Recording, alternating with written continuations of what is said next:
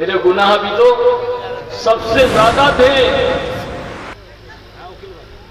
लेकिन हमने जब उस दुनिया को छोड़ा तो हम शोहरत की बुलंदियों पे थे। उस जमाने के एक मशहूर व मारूफ स्टार थे हम, लेकिन हमारे छोड़ने की जो निस्बत थी वो अल्लाह का दीन था, अल्लाह का खौफ था, अल्लाह के रसूल सल्लल्लाहु अलैहि वसल्लम की मोहब्बत थी। 25 साल मैंने अपनी जिंदगी गुमनामी में गुजारी, लेकिन मुझे कोई टेंशन नहीं था, कोई डिप्रेशन नहीं था, कोई गुस्सा और कोई नफरत नहीं थी। मैं मुतमईन था। मैं दावत और तबलीग की मेहनत में लगा रहा 25 साल तक।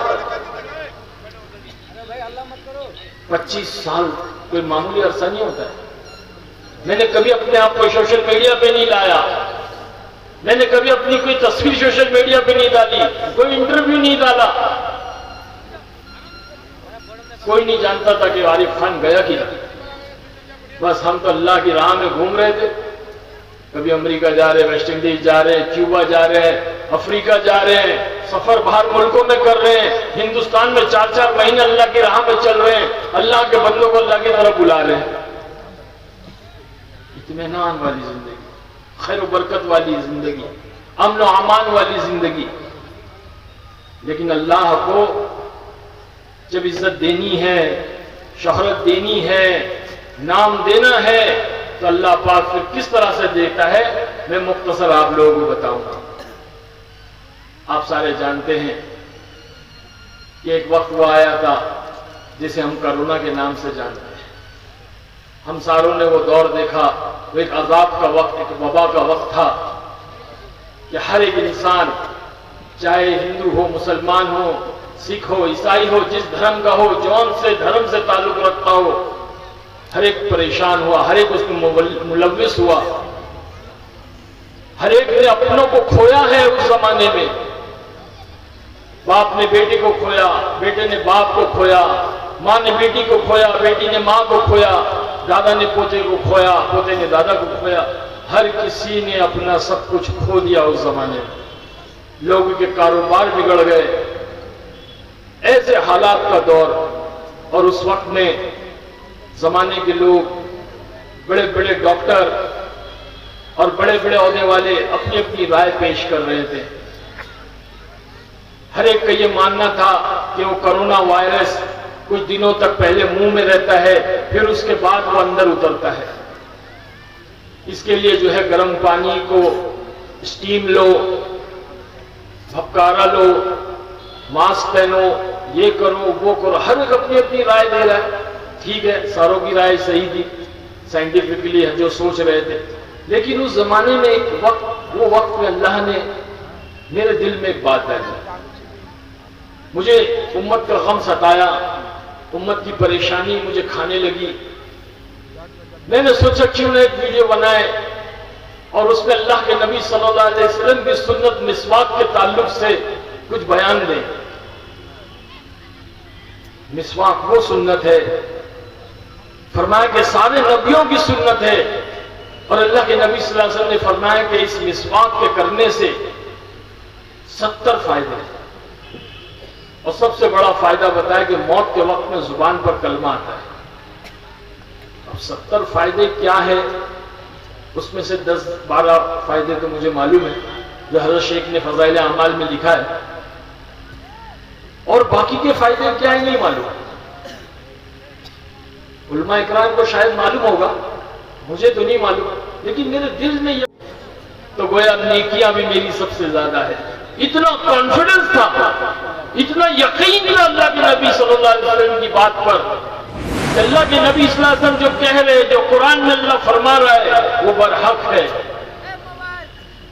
आज हमारे यकीन के अंदर कमजोरी है, ईमान के अंदर कमजोरी है।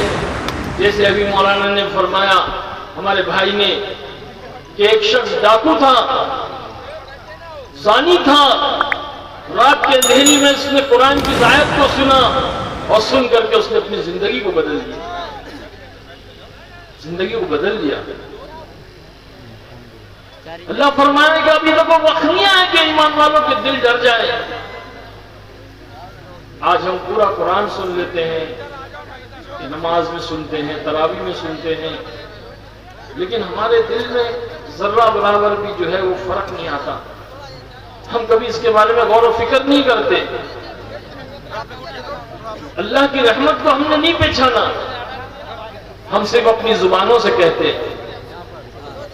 भाई क्या मसला क्या है? अरे अल्लाह अल्लाह वालों, अल्लाह के वली, भाई क्या मसला है? आराम से बैठ जाओ भाई, पुरसुकून हो जाओ।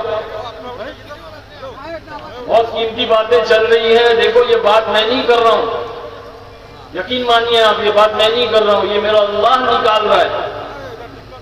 जब इतना बड़ा मजमा ईमान वालों को यहां इकट्ठा हुआ है तो अल्लाह क्या ऐसी महरूम कर देगा? हजारों मील दूर से मुझे यहां पर अल्लाह ने भेजा और इस कुर्सी पे अल्लाह ने बिठाया। अरे मेरे भाई, हम तो मस्जिदों में जो चप्पल और जूते रखने की जगह है ना, वहां भी बैठने के लायक नहीं थे। अल्लाह ने इस दीन की बरकत से, ये दावत और तबलीग की बरकत से अल्लाह ने मिंबर और मेहराब के पास बैठा दिया। हाँ? जो मोहब्बत आज आप लोगों के दिलों में है ना, इसमें हमारा कोई कमाल नहीं है। ये तो अल्लाह के दीन की मोहब्बत है जो अल्लाह ताला ने आप लोगों के दिलों में डाली।